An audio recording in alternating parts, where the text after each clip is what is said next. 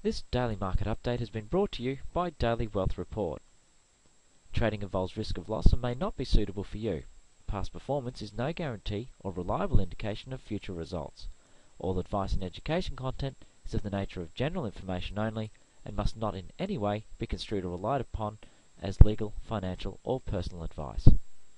Good morning traders and investors. It is Tuesday the 19th of June and the Australian markets rallied heavily on Monday, but we've seen some mixed activity in Europe and the US.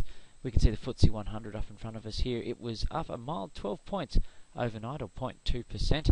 It gapped up quite high on open, fell back down in the early session and traded sideways around the unchanged level, only popping back up into the final 10-15 minutes of trading for the day.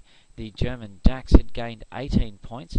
It had followed a very similar path, and that closed at 6248, or 0.3% higher, whilst the French CAC 40, it lost 21 points, losing 0.7% to close at 3066. So a little bit more hesitation there in the French markets. On the US markets, the Dow Jones has closed down 25 points, or 0.2% at 12,741. It's meeting with its 50-period moving average and is not showing strong buy strength at that point just at the moment. The S&P 500 was able to post a gain. It was a very mild gain, 1.9 points, or 0.14%, closing at 1344. It too is at its 50-period moving average, losing a little bit of buy momentum after the relief from the Greek elections. And the Nasdaq index has gained 22.5 points, or 0.78%.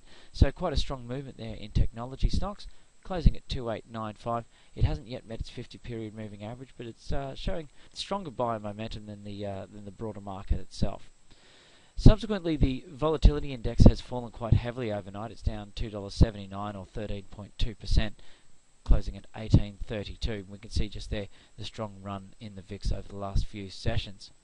Closer to home, the ASX 200 had a very strong move, gained 79 points on Monday, closing at 4136 and just above our resistance level of 4125. So we'll need to see if there's any buy momentum to hold this above this level just in the coming sessions. The SPY futures are pointing to a 13-point lower open today. That's not represented in this chart. It hasn't updated yet, but that will wipe off a little bit of the gains that we had on Monday and may actually see us dropping below 4125. So we'll just see how the markets react today to quieter sessions overnight. We had Spanish bond yields up to 7%, which is the highest since 1999, and that will have a direct impact on the sentiment in Europe heading into Tuesday. That's our wrap up for the day. We hope you have a great day of trading, and we look forward to speaking to you tomorrow.